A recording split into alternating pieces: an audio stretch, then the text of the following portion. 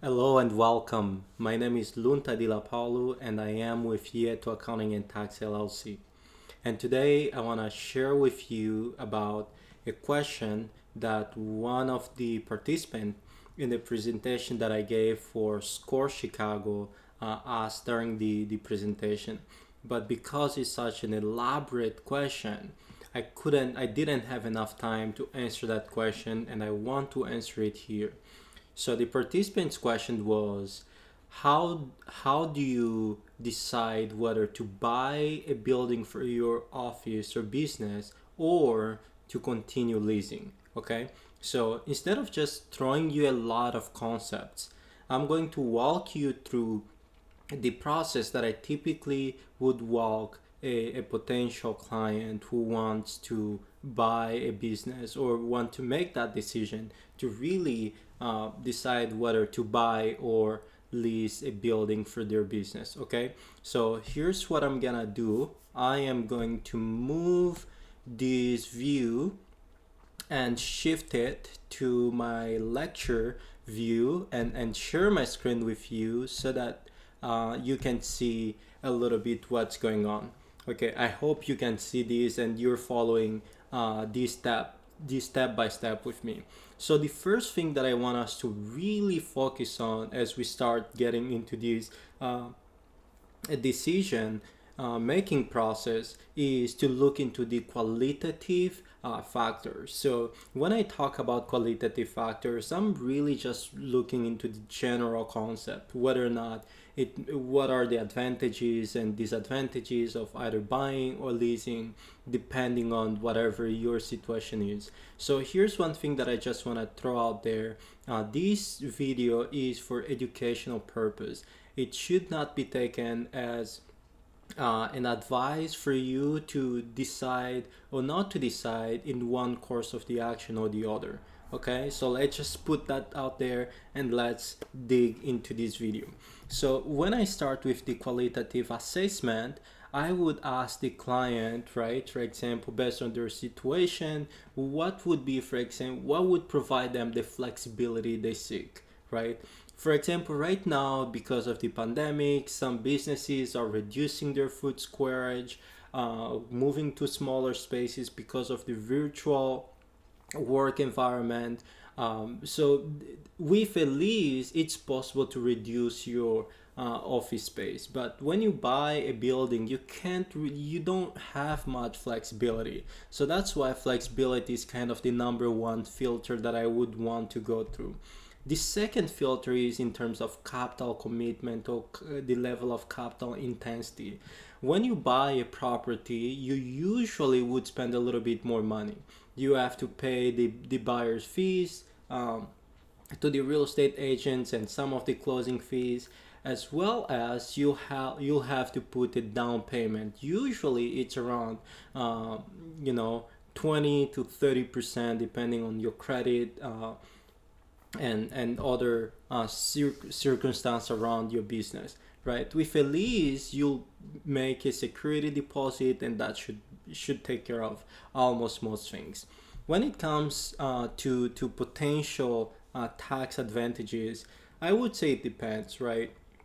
When I say tax advantage, so in the basic level, we're thinking about, okay, what could potentially yield the most deductions to reduce our taxable income as a business owner or as a self-employed individual, right? So all of the lease expense, the rent, utilities, and common area fees, as we will see soon, are deductible to your business. And when you buy a building, you have a lot of expenses to upkeep the business, as we will see soon around here, right? So let's just focus on this aspect, right? So would it be more beneficial based on your particular individual in terms of tax advantages? So we'll look into that in a little bit, but let's continue. In terms of capital appreciation, would the building value increase? So again, in real estate, location is the norm, right? So if you lease a property, there is no capital appreciation. If you buy the property, you may have capital appreciation. In the long run, typically good properties tend to appreciate. If you sell it, you'll have some capital gains to pay, and so forth, depending on your tax planning.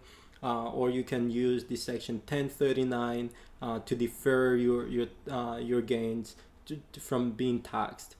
Use of leverage.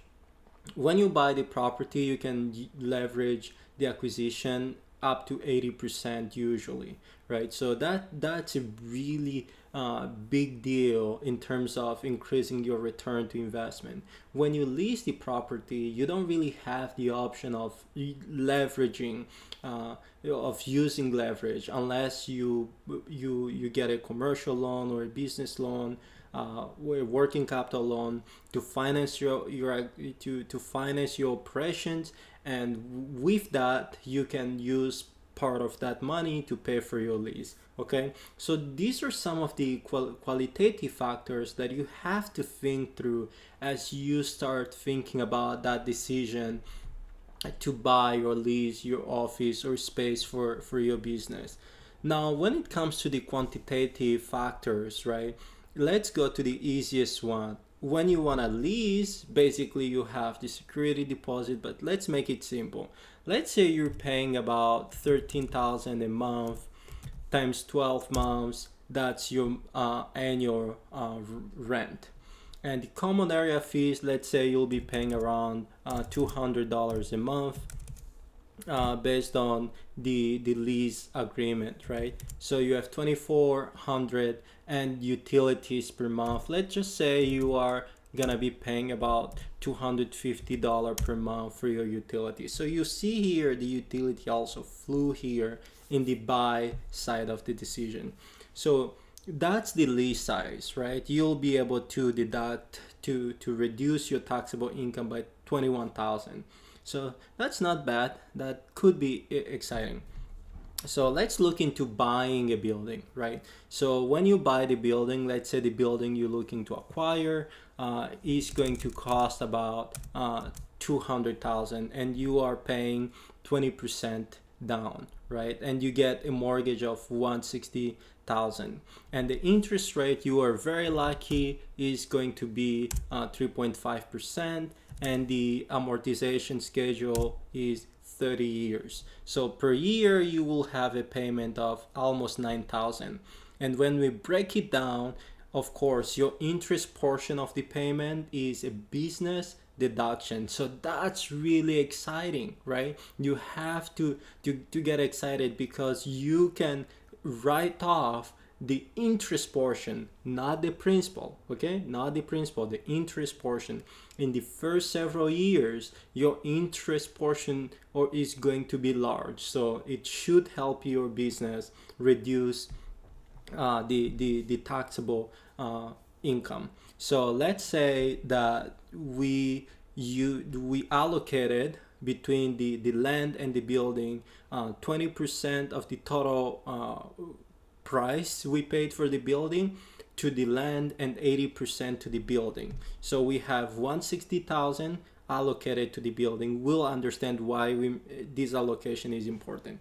So usually people estimate around 1% of the value of the property is going to be used for repair and maintenance. Let's assume you're paying $4,000 for property taxes and $1,000 for property insurance. Utilities are going to be the same as in the lease situation, and the interest expense are gonna be coming exactly from the amount we already calculated here. And here is the most interesting part, the depreciation. So if you do a good job with your tax specialist, an accountant or an engineer, you can do what is called the cost segregation study. And with that, you can accelerate your depreciation.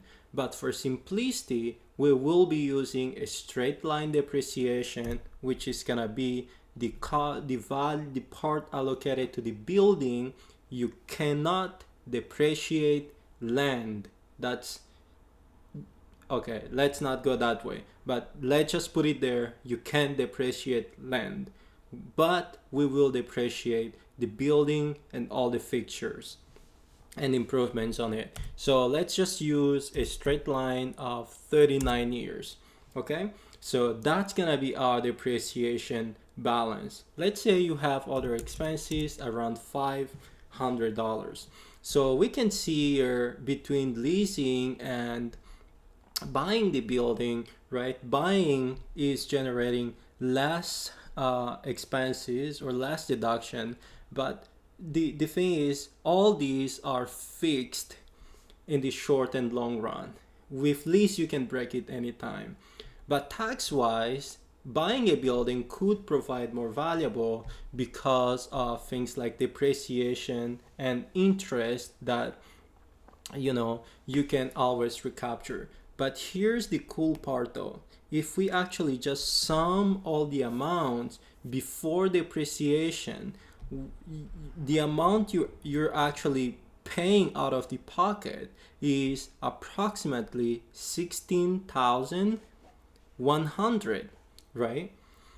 So of course, this is based on this example that I'm sharing with you. And if we had different sets of data, this example could have been completely different, right? So this is just to illustrate that each person's needs are going to be different. Each person's reality is going to provide different outcome between deciding to buy or lease an office. Now, to conclude, I'm gonna throw you a tax planning tip that can drastically make a difference in your life. And that is, let's say you decide to move forward and buy the building. So instead of your current business owning the building, you can create a separate entity, an LLC ideally, where you put the building under, or if you're even more aggressive with your tax planning, you can have a self-directed IRA account to form an LLC and buy a building and lease it to your company, right? So there might be some tricky complication with the self-directed RIA and conducting business with you, the owner. So that may actually fall under conflicting transactions. But let's just stick with the part where you form a different LLC and buy a building, and your current company will be paying rent to this newly formed LLC. So this newly formed LLC will receive rent as well as pay all these expenses, and more likely maybe reporting loss on paper, and all these loss can flow through you to your tax returns and also help you reduce your taxes. So that's a potential strategy that can be looked at a little bit further. But at the end of the day, I just wanted to share this information with you so that you can be aware of what is possible and what you can do and how you can integrate your acquisition, your real estate acquisition, towards a better tax planning as well as finance planning. Okay, I hope this was helpful to you and educative to you. And if you have any questions, feel free to reach us out. You can visit our website www.yetoadvisory.com, or you can text our phone number. It's passing there, 773-937-1264. Or you can email us, whichever works for you.